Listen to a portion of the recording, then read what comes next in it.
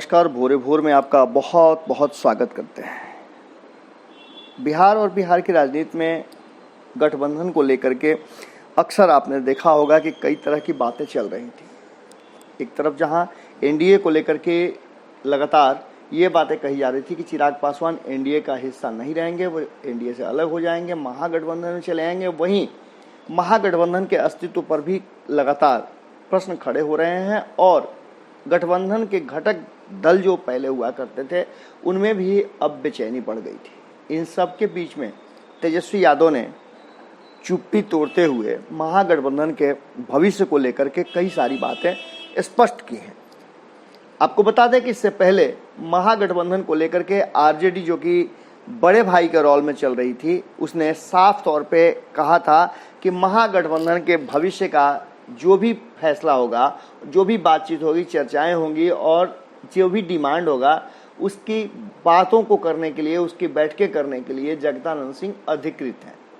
इन सब के बीच लगातार कई तरह के और भी बातें शुरू हो गई थी। जहां एक तरफ महागठबंधन के घटक दलों में असमंजस की स्थिति थी, आपस में वो बैठकें कर रहे थे, वहीं महागठबंधन को लेकर कांग्रेस ने इनिशिएटिव लेते हुए इसे एकजुट करने का प्रयास किया। इससे पहले आपको हमने बताया था कि आरएलएसपी के उपेंद्र कुशवाहा और माधव आनंद लगातार महागठबंधन की एकजुटता को लेकर के प्रयासरत रहे हैं। कई दौर की बैठकें भी हुई है और बार बार आरजेडी को बड़े दिल रख करके सबको एक साथ जोड़ने की बात कही जाती रही है।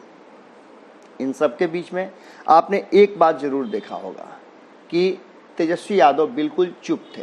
तेजस्वी यादव ने इस पर कोई भी बात नहीं किया था।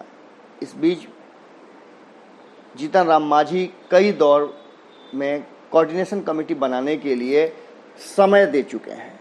लगातार समय देने के बाद भी कोई अंतर नहीं पड़ा और तब कहा यह जाने लगा कि, और ये बातें कई दौर में चली भी, कि तीन दलों ने, कांग्रेस और आरजेडी को छोड़कर बाकी के तीन घटक दल कई दौर की बैठकें किए, आपस में मंत्रणा किया और इन मंत्रणा करने के बाद इन लोगों ने आपस में चर्चे भी किए, जिसको लेकर के भी कई तरह की बातें हुई। कहा गया कि महागठबंधन टूट जाएगा, आरजेडी को निकाल दिया जाएगा और कांग्रेस के साथ मिलकर के महागठबंधन बना लिया जाएगा। लेकिन इन सब बातों को हमेशा से कांग्रेस विराम लगाती रही है और जब हमने बात किया था आरजेडी के कई नेताओं से, कांग्रेस के भी नेताओं से हमने बात किया था, हमारी बातें आरएलएसपी के उपेंद्र कुशवाहा से लेकर माधव आनंद के अलावे अभिषेक झा से भी हुई थी। इसके अलावा और भी कई लोगों से बात हमारी हुई थी। हमने बात वीआईपी के मुकेश सहनी से भी किया था, राजीव मिश्रा से भी हमारी बातचीत हुई थी। इन सब बातों का एक ही मतलब था कि कहीं ना कहीं सभी को लग रहा है कि एक कोऑर्डिनेशन कमेटी होनी चाहिए जो महागठबंधन के भीतर होने वाली बातों को एक मंच पर रखे और बातें बाहर न जाएं। इन सब बातों को लेकर के लगातार लालू प्रसाद पे भरोसा भी जताया जा रहा था और साथ ही तेजस्वी यादव को एक अच्छे नेता, युवा नेता के रूप में भी माना जा रहा था। इन सब के बीच में सोनिया गांधी ने इनिशिएटिव लेते हुए विपक्षी एकता को लेकर सारे विपक्षी दलों के नेताओं से बात किया था। हालांकि वो बिहार के परिप्रेक्ष्य में नहीं था, लेकिन उसकी शुरुआत से ऐसा लगा कि बिहार में भी अब इस तरह की पहल से बिहार के महागठबंधन का भविष्य अच्छा हो जाएगा। इस बीच में कई खबरें भी आई। खबरें तो यहाँ तक आने लगी कि कहीं ना कहीं कांग्रेस चिराग पासवान को लाना चाहती है। फिर खबरें ये आई कि जीतन राम मांझी अब महागठबंधन के हिस्सा नहीं रहेंगे। अभी तक महागठबंधन को लेकर के कोई भी बात फाइनल स्टेज में नहीं आ पाई है। वहीं आपको बता दें कि दावे दोनों तरफ से हो रहे हैं, पर चिराग पासवान को लेकर के सारी बातों पर विराम लगाते हुए पहले कांग्रेस और अब आरजेडी ने साफ कर दिया है कि चिराग पासवान से उनकी कोई बातचीत नहीं हुई है अब तक।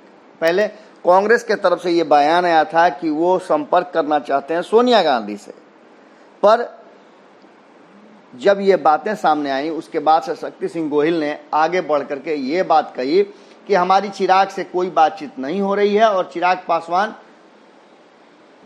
एनडीए में हैं। अगर वो आते हैं तो उस समय क्या होगा वो देखा जाएगा, उसका फैसला महागठबंधन में रखने का कोई एक पार्टी नहीं, बल्कि सभी पार्टियां बैठ करके निर्णय करेंगे।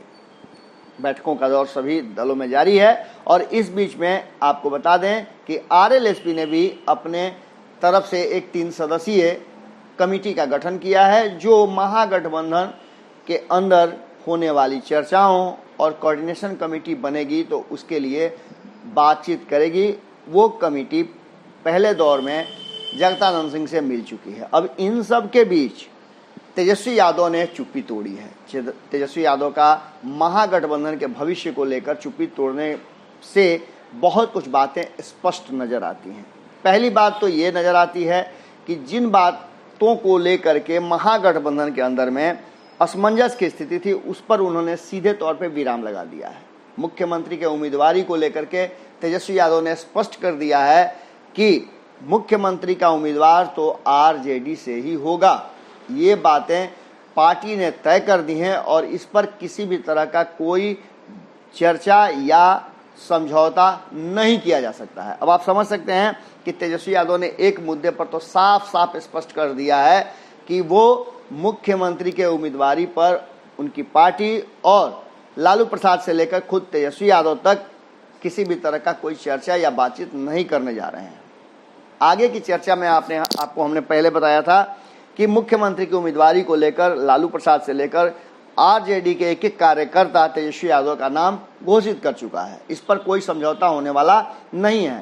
कांग्रेस भी कमोबेश ये बातें मानती है, आरएलएसपी ने भी इस बात को मान लिया है और वीआईपी भी इस बात को मानती है। सिर्फ हिंदुस्तानी आवाम पार्टी ने शुरुआती दौर में माना था, पर बाद में वही हिंदुस्तानी आवाम पार्टी इस बात को लेकर के कई बार कह चुकी है कि कोऑर्डिनेशन कमेटी बनेगी और फैसला तब होगा जब परिणाम आएंगे।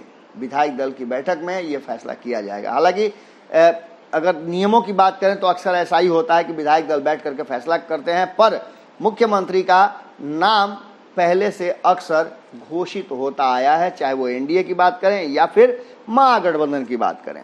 कांग्रेस को इस पर कोई आपत्ति नहीं थी, पर बीच में कांग्रेस ने कहा था कि जो बड़ा दल होगा, जीत करके जो बड़ा दल आएगा उसी के मुख्यमंत्री होंगे।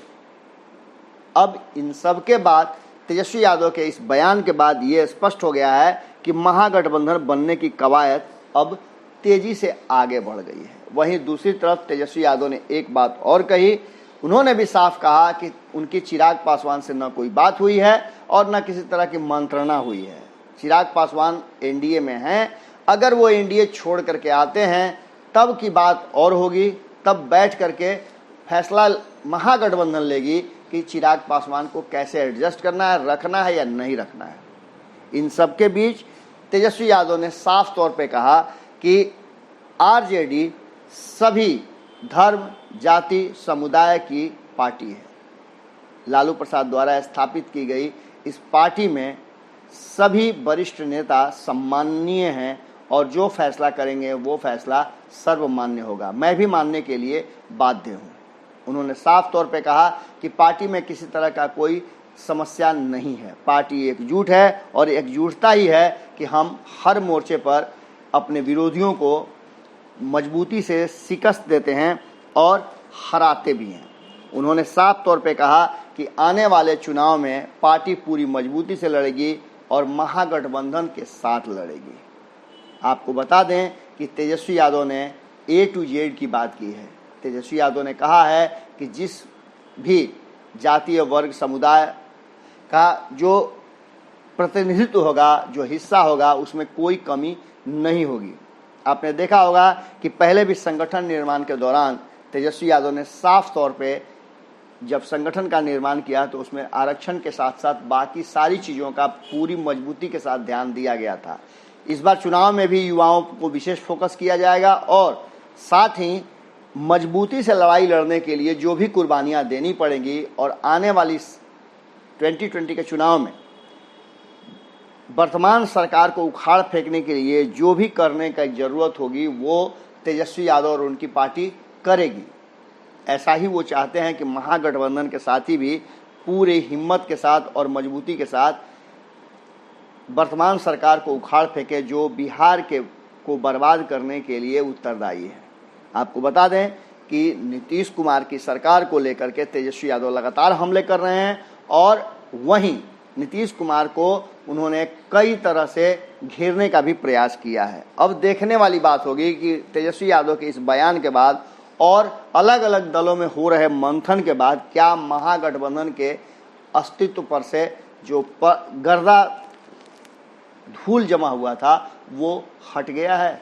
क्या अब महागठबंधन के अस्तित्व से कोई परेशानी नहीं होने वाली है बहुत जल्दी? अगर ऐसा होता है तो निश्चित रूप से एक मजबूत महागठबंधन का स्वरूप आपको देखने को मिल सकता है। तेजस्वी यादव ने एक लंबे समय के बाद महागठबंधन पर से चुप्पी तोड़ी है। इसके मायने हैं कि कहीं ना कहीं भीतर खाने में जो चर्चाएं चल रही हैं अब वो फाइनल स्टेज में है और महागठबंधन का स्वरूप बहुत जल्द आपको देखने को मिलेगा। जुड़े रहे भारत लाइव के साथ। यदि आपने हमारा चैनल अब तक सब्सक्राइब नहीं किया है तो जरूर कर लें, क्योंकि अच्छी और सच्ची खबरें आपको इसी चैनल पर मिलेंगी।